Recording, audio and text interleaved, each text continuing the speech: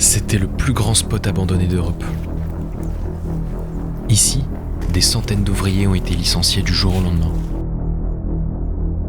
On est parti faire cet explos juste avant que la démolition commence.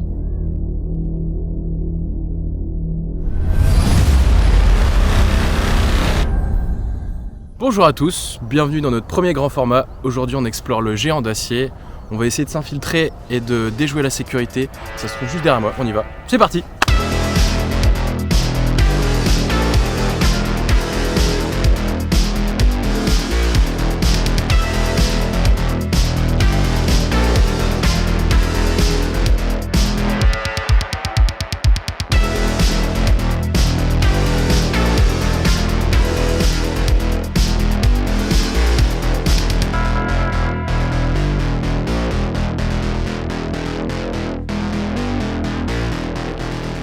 On a prévu 3 jours pour faire ce site de à peu près 200 hectares. Donc il y a pas mal de choses à voir, il y a à peu près 300 bâtiments à explorer, beaucoup de choses à faire, beaucoup de barbelés à déjouer.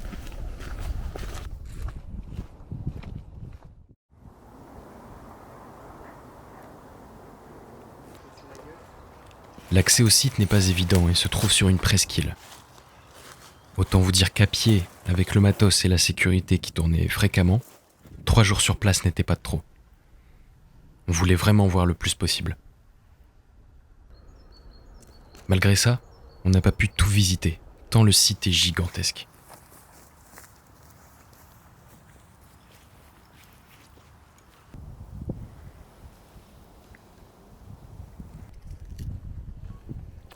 Même pour accéder au premier bâtiment, on ne s'attendait pas à devoir franchir autant d'obstacles et de ronces pour arriver enfin, une demi-heure après, au pied du colosse, l'acierie.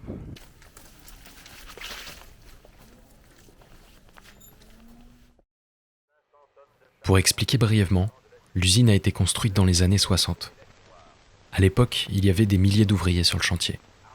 Ils se sont relayés jour et nuit pour bâtir ce chantier titanesque en moins de 2 ans. Celle qu'on a visitée a coulé de l'acier sans interruption, pendant 50 ans. Pendant une longue période, l'entreprise se porte très bien. Malgré les conditions de travail extrêmement difficiles pour les ouvriers, la demande en acier est toujours croissante, surtout à l'export. Elle permet à l'entreprise de se moderniser et d'investir dans la recherche et développement. Nous avons visité leur laboratoire pour tenter d'en savoir davantage sur leur production.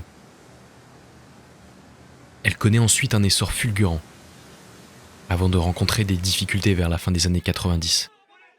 La main-d'œuvre moins chère et la concurrence à l'étranger ont entraîné des baisses de production jusqu'à la cessation d'activité après la crise vers 2010. Le site a malgré tout tenté de redémarrer, mais les contraintes politiques et environnementales auront pour conséquence la fermeture définitive du site en janvier 2013. Le site est alors mis sous cocon, pour reprendre les termes, mais il est en réalité complètement à l'abandon et se retrouve à la merci des pilleurs. Une fois à l'intérieur, on a été stupéfait de l'ambiance à la fois pesante et solennelle, digne des plus grandes cathédrales. Les machines les plus imposantes étaient toujours là, comme figées dans le sol. Étonnamment, bien que le vandalisme fasse partie de la vie du site, nous avons retrouvé beaucoup d'éléments du passé durant notre exploration.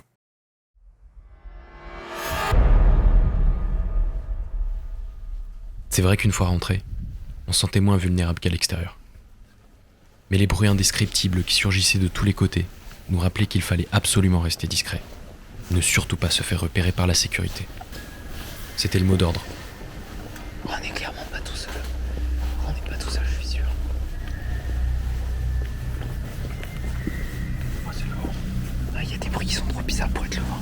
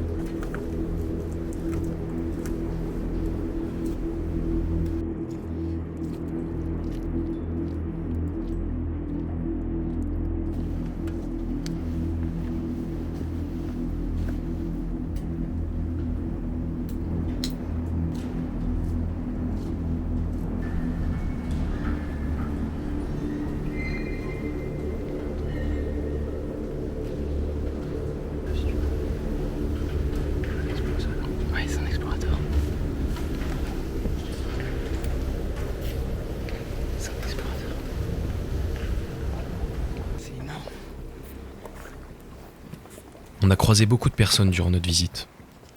Des passionnés comme nous essentiellement. Les voleurs de cuivre, eux, sont partis il y a bien longtemps, mais ils ont aussi semé des indices un peu partout sur le site. Nous avons découvert près des armoires électriques des objets qui n'avaient rien à faire là. Compte fortune, réchaud, vêtements, poste de radio, nous laissant penser que des familles entières ont vécu là, dans cette friche. Ils ont visiblement agi à leur aise avec une redoutable efficacité, en dénudant complètement les câbles d'alimentation des 5 ponts roulants. Une estimation fait état d'au moins 20 tonnes de cuivre ainsi dérobées. À la revente, le prix pourrait atteindre les 100 000 €. Voilà donc à quoi ressemble une mise sous cocon à coût zéro, comme l'applique le groupe propriétaire du site.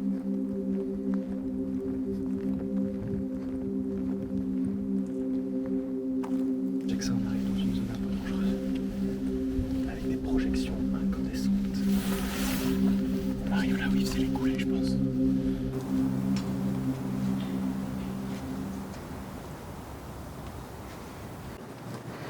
Là, faut savoir que la toiture, on l'entend, parce qu'elle commence à se détériorer, mais au-dessus de nos têtes, la structure qui porte la toiture, c'est 22 500 tonnes. C'est l'équivalent de 3 fois la tour Eiffel, qui est vite. Ouais, et le silence est vachement pesant ici, je trouve. Ouais. C'est presque inquiétant. C'est énorme. Franchement, il n'y a pas de mots.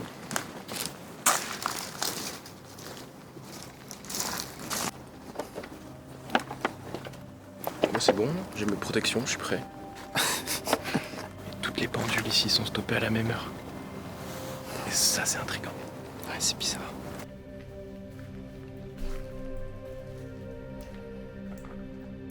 L'odeur et l'ambiance lugubre très caractéristiques est due à la présence de poussière de silice cristalline, qui est dégagée lors des procédés de fabrication de l'acier. Ces particules peuvent être très fines, d'un diamètre inférieur à 5 microns, et sont donc invisibles à l'œil nu. Elles restent alors très longtemps en suspension dans l'air ambiant.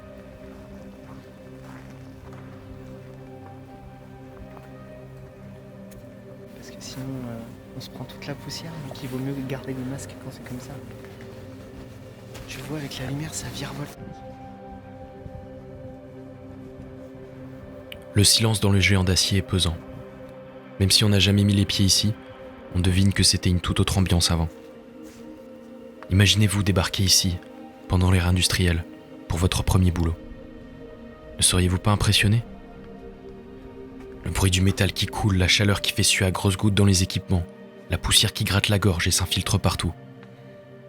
Je pense à tous ces gens qui ont travaillé ici pendant 20, 30, 40 ans. Ça leur ferait mal de voir le contraste et l'ambiance qui règne à présent. Voilà, il est là, notre escalier. Attention, parce que les marches sont pas mal rouillées comme tu vois. On voit que c'est bien rouillé hein, quand même. Regarde, t'es mal à vue par là. Ah oui. Ah oui, c'est pas mal. Toute cette étendue là.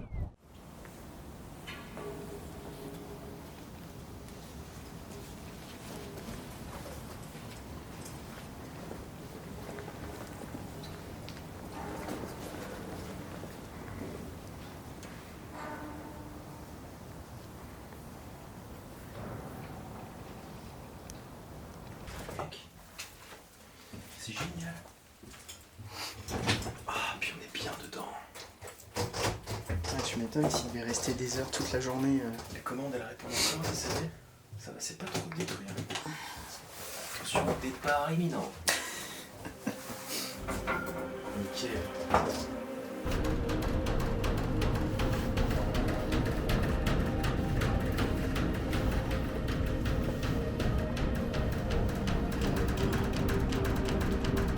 Cette fois-ci, plus aucun doute. Le bâtiment est bien vivant.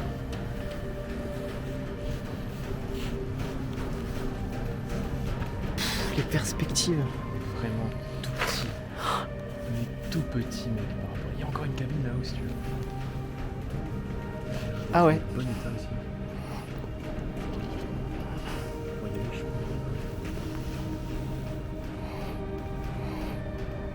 Putain, le contraste avec les ombres et les jeux de lumière, c'est juste incroyable.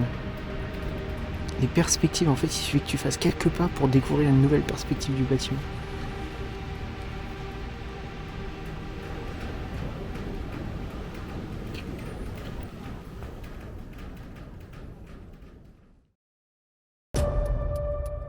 Vu la taille des structures, il fallait qu'on prenne de la hauteur pour bien se rendre compte des proportions.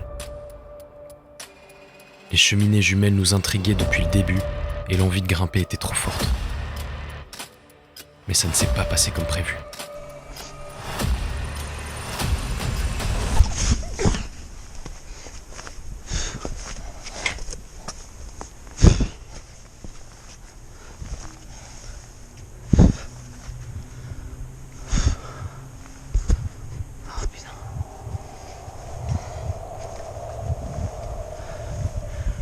Bien checker les prises avant de monter dessus parce que c'est quand même une vieille structure. L'ascension se déroulait au mieux pendant que j'étais occupé de mon côté à faire des images au drone. En plus, il n'y a pas moyen de faire une pause ici.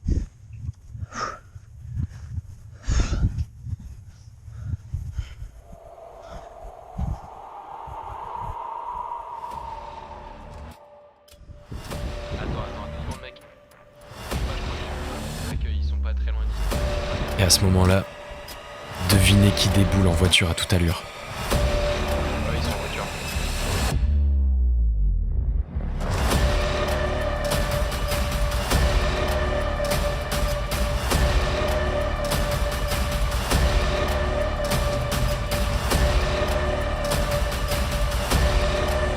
On prend la fuite.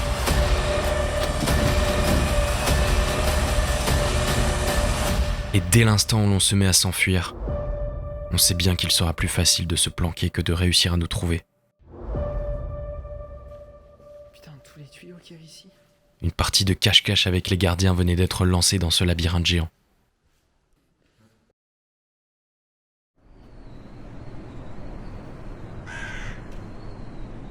Il était grand temps pour nous de profiter de cet instant.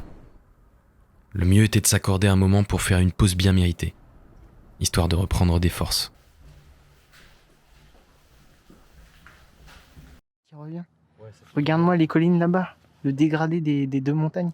ça fait du bien, mais en fin de journée, t'as la pression qui redescend là d'avoir marché et d'être caché toute la journée.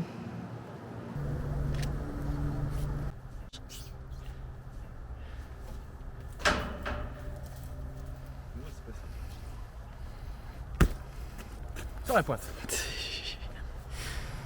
Il n'y a plus qu'à trouver un trou.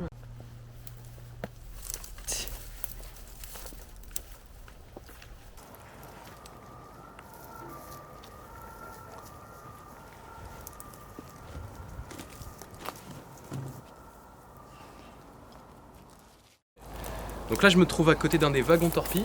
Donc ces wagons servaient à transporter la fonte à plus de 1400 degrés, donc qui venait directement de l'usine d'Ougré. Ils transportaient ça à travers la ville sur un trajet qui durait à peu près 40 minutes. Ils ont fait ça pendant une cinquantaine d'années et il n'y a jamais eu aucun accident à déplorer, donc c'est une super prouesse. Vous avez des briques réfractaires à l'intérieur et c'est ce qui permettait en fait de garder la chaleur. Il y avait une perte minimale d'à peu près 5 degrés sur un trajet de 40 minutes. Donc la fonte perdait uniquement 5 degrés et ça c'est vraiment pas mal pour l'époque.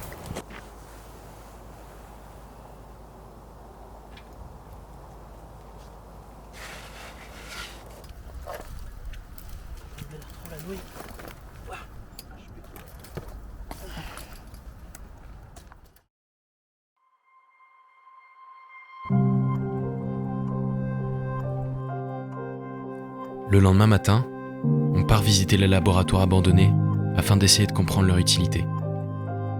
Il y a beaucoup de trous dans le grillage. Ici en fait, il y a beaucoup de grillage mais beaucoup de trous.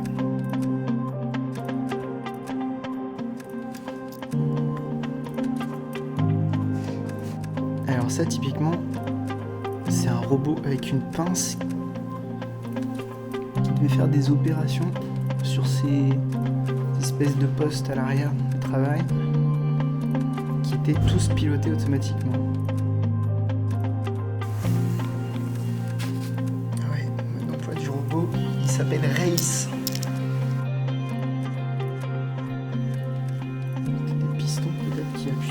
choses. Bon, tout a été évidemment dénudé par les personnes soucieuses du recyclage de l'environnement, d'après ce que je comprends. Marqué nettoyer à sec SVP. Ouais. Parce qu'apparemment, il y en a qui devaient cracher dessus.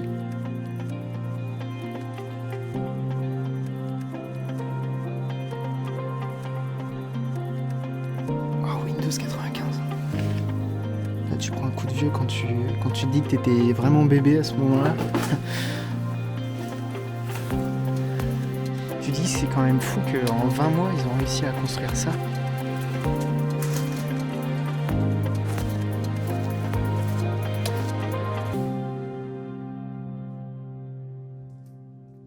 Vous pouvez pas le voir, hein, mais on voit le monsieur, enfin le nom du monsieur qui travaillait dans ce bureau. Il y a encore pas mal d'infos sur cette personne.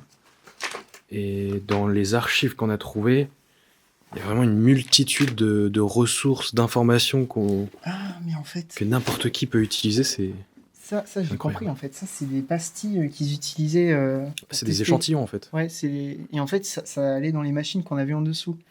Ils faisaient des tests, ils coulaient en fait un premier alliage et ils vérifiaient la qualité de cet alliage avant de lancer la. Ah ouais, parce que ce La serait chaîne. con de lancer une production de 3000 tonnes si au final tu te rends compte que la qualité est pas au rendez-vous, quoi. Parce que là, tu vois, par exemple, pour ce type d'acier-là, à 13% de CR, alors les gens nous diront dans les commentaires ce que ça veut dire CR, évidemment, mais ben, il y a toute il y a la les composition, en critères. fait. Ouais. Il y a les critères qui doivent répondre, en fait.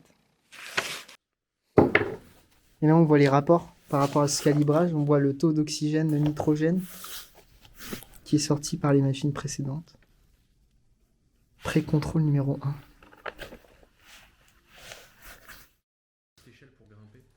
Je pense que Patrick, qui a fait l'enduit ici, s'est dit wow, c'est bien là, ça se voit pas trop. Un peu de mousse, voilà, pour calfeutrer. Mais sinon, voilà, moi je trouve que c'est propre. Je trouve que c'est discret, hein. Ouais. On les voit pas du tout passer dans la pièce, les tuyaux. Après, je fais un tarif au blague. Bonjour. Je sais pas trop ce que c'est, mais j'ai bien fait de mettre des gants. Pas forcément conseillé de manipuler les fioles, ou alors faites-le avec des équipements et la plus grande précaution. Et ouais, c'est intéressant. Ah, vas-y, ouvre, ouais.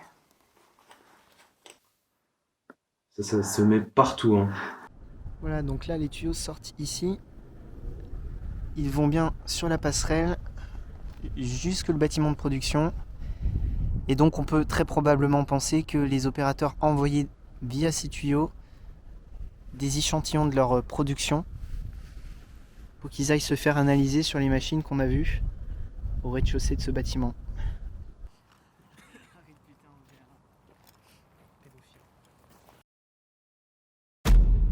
Direction les halls TLB. Ces hangars qui s'étendent sur près de 1 km abritaient autrefois les trains à large bande qui servaient au laminage de l'acier. Cette étape consiste à déformer l'acier en le compressant continuellement dans des rouleaux de plus en plus fins. Ces machines démesurées présentent des caractéristiques sans équivalent dans le milieu industriel.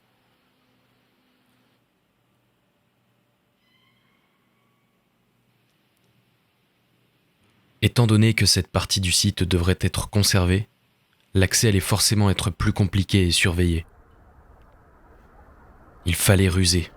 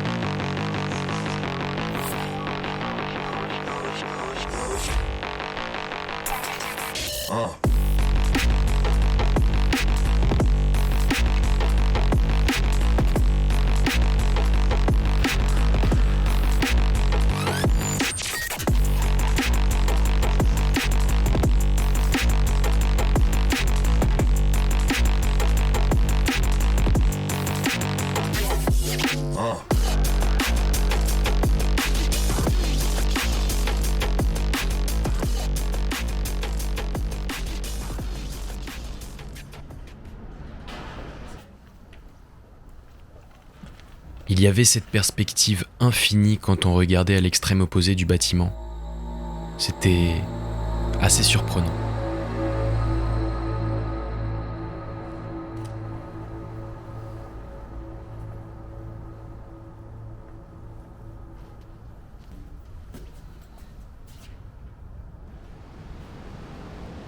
On ne fait jamais des émissions comme ça, pour montrer aux gens. Bon, les gens, ils roulent en bagnole, ils ne savent même pas comment c'est fait leur voiture.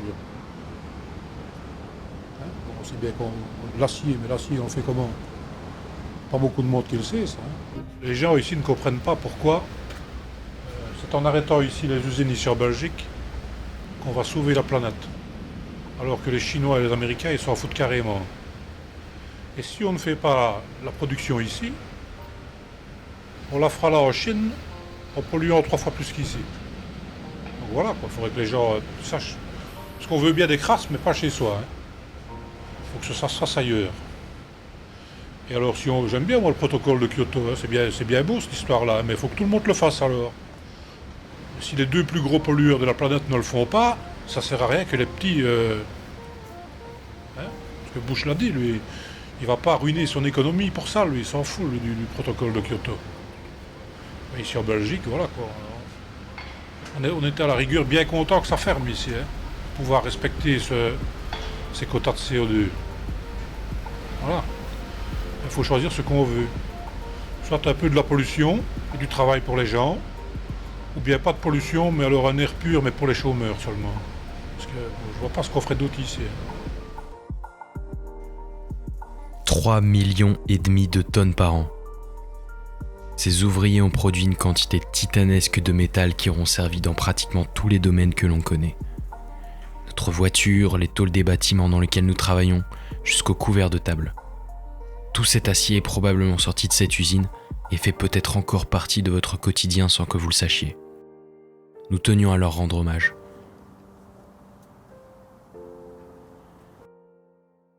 Et voilà, c'est une fin de tournage. On se quitte dans cette dernière pièce du laboratoire de l'usine qui est encore bien préservée, je trouve, par rapport aux autres pièces. Donc on espère que vous avez bien aimé cette vidéo. En tout cas, nous on a bien aimé vivre cette expérience. Je sais pas toi ce que t'en as pensé d'ailleurs, ce qui t'a marqué le plus. Ah moi j'ai adoré, ce qui m'a marqué le plus, c'est peut-être le contraste qu'il y avait entre le bruit, la chaleur qui devait régner à l'époque. Ça devait vraiment être infernal, je pense, tant au niveau du travail, de la poussière, enfin de tout. Et aujourd'hui voilà, on voit que c'est le chaos, qu'il n'y a plus rien, que tout est dévasté, et ça je trouve ça assez intéressant en fait, ce contraste entre les deux. Toi, il y a petit bruit de corbeau aussi de temps en temps qu'on entendait à l'intérieur, ça fait bien flipper aussi. Post-apocalyptique, vraiment l'ambiance incroyable.